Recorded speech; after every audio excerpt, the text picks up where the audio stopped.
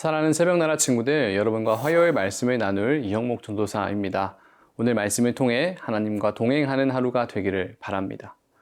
6개월 정도 되는 어린 아이들은 눈앞에 있는 장난감을 잡으려 하다가 그것이 손수건으로 가려지면 금방 없는 것으로 생각하여 더 이상 잡으려 하지 않습니다. 이것을 심리학에서 영속 개념이라고 하는데요. 그러다가 18개월쯤 자라게 되면 비로소 영속 개념이 생겨서 보이지 않아도 장난감이 있다는 것을 알 수 있게 됩니다. 우리도 당장 눈앞에 있는 것만 믿고 보이지 않는 것을 존재하지 않는다고 여길 때가 많습니다. 마치 영적인 어린아이와 같은 것이죠.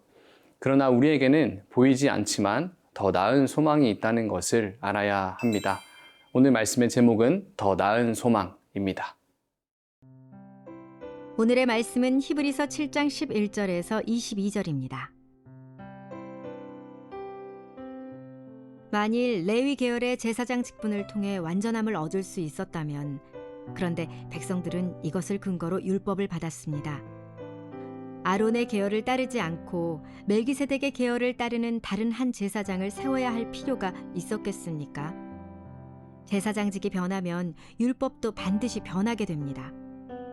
이것들은 그분과 관련해 언급됐습니다. 그분은 다른 지파에 속했는데 그 지파에서는 아무도 제단에서 섬긴 적이 없었습니다. 우리 주께서는 유다 지파에서 나오신 것이 분명합니다. 그런데 그 지파에 관해서는 모세가 제사장직과 관련해 아무것도 말한 적이 없습니다. 그리고 이 사실은 멜기세덱과 흡사한 다른 한 제사장이 일어난 것을 볼 때 더욱 분명합니다. 그는 육체에 속한 규례, 곧 율법을 따라 제사장이 되신 것이 아니라 썩지 않는 생명의 힘을 따라 되신 것입니다. 그렇기 때문에 너는 영원히 멜기세덱의 계열을 따르는 제사장이다 라고 선포됐습니다. 전에 있던 계명은 약하고 효력이 없어 폐지됐습니다. 이는 율법이 아무것도 완전하게 할 수 없기 때문입니다. 그러므로 더 나은 소망이 들어왔고 이를 통해 우리가 하나님께 가까이 나아가는 것입니다. 예수께서는 맹세 없이 제사장이 되신 것이 아닙니다. 레위 계통의 사람들은 맹세 없이 제사장이 됐습니다. 그러나 그는 자기에게 말씀하시는 분의 맹세로 제사장이 되셨습니다. 주께서 맹세하셨으니 그분은 마음을 바꾸지 않으실 것이다. 너는 영원히 제사장이다. 이와 같이 예수께서는 더 좋은 언약을 보증해 주시는 분이 되셨습니다. 구약시대부터 이스라엘의 제사장 역할은 레위 계열이 담당했습니다. 그리고 그들 중 하나님께서 부르신 한 사람은 대제사장이 되어 1년에 한 번 백성 모두의 죄를 가지고 지성소로 들어가 회개의 제사를 드렸습니다. 그렇기에 대제사장은 이스라엘 민족에게 있어서 하나님과 백성들을 연결해주는 너무나 중요한 역할이었습니다.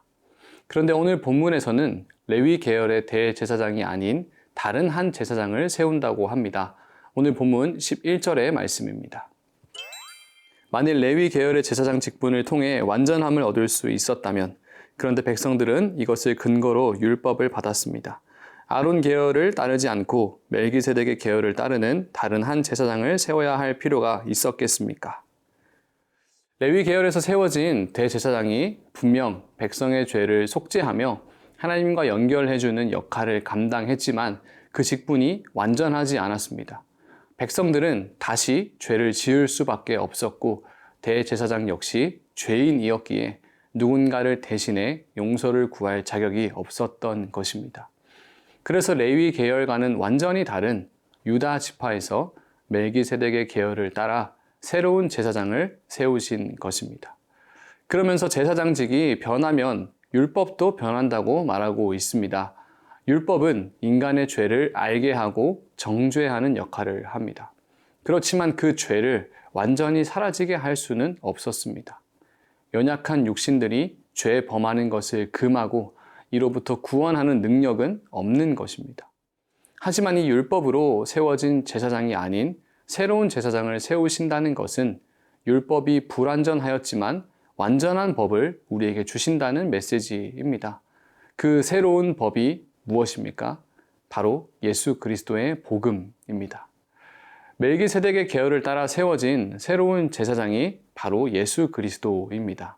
그 예수 그리스도의 복음은 율법이 할 수 없었던 일을 해낼 수 있습니다. 그러므로 우리는 이제 눈에 보이는 율법과 제사에 머물러 있지 않고 믿음으로 보이지 않는 예수 그리스도의 복음을 붙들어야 합니다. 고성능 컴퓨터가 등장하면서 옛날에 사용하던 거대한 구식 386 컴퓨터는 더 이상 필요가 없어졌습니다.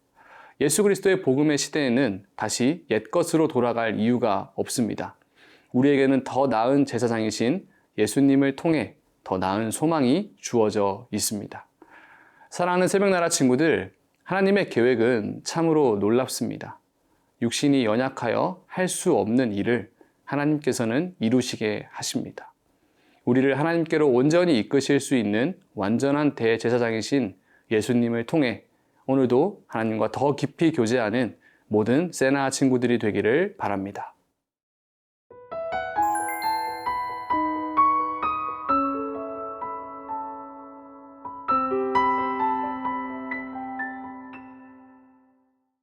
보증이라는 것은 타인의 신분이나 생명 또는 물건에 대해 틀림이 없음을 증명하거나 책임을 지는 행위입니다. 만약 무언가를 빌린 사람이 다시 돌려주지 않을 경우에 보증을 선 자신이 그를 대신하여 채무를 부담하는 것까지를 포함합니다. 그래서 어른들이 보증은 가까운 사람이라도 절대 써주면 안 된다는 말을 많이 하곤 했습니다. 그만큼 사람들을 믿기가 어렵고 위험 부담이 크기 때문입니다.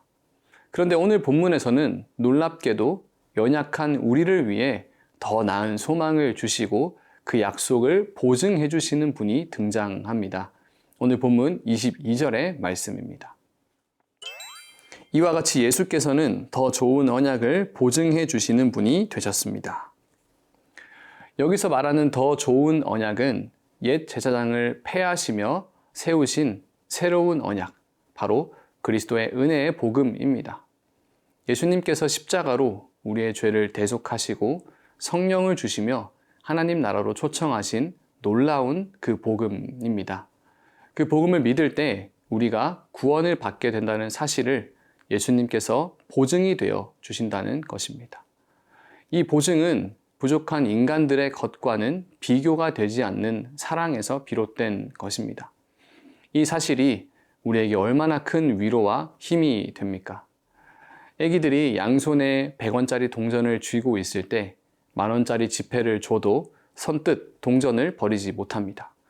당장 손에 잡히는 것을 버리기 어렵고 새로운 것의 가치를 알지 못하기 때문입니다.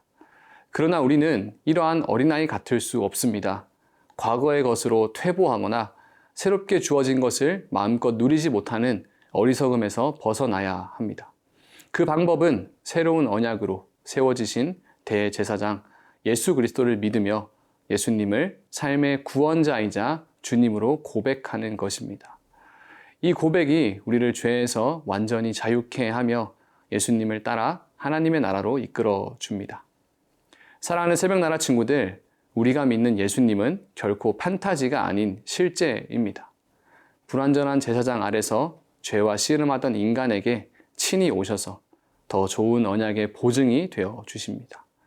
이 사실을 깨닫고 영접하는 순간 하나님의 자녀가 되는 은혜를 주셨습니다. 오늘 하루도 이 은혜를 묵상하며 하나님 나라 안에 살아가는 모든 세나 친구들이 되기를 바랍니다. 살아계신 하나님, 우리 아버지, 예수님께서 더 나은 소망의 보증이 되어 주시니 감사합니다. 오늘 하루도 눈에 보이는 것으로 살아가는 것이 아니라 보이지 않는 영원한 세계를 위해 더 나은 소망을 붙들고 살아가는 우리 모두가 되게 하옵소서. 예수님의 이름으로 기도합니다. 아멘.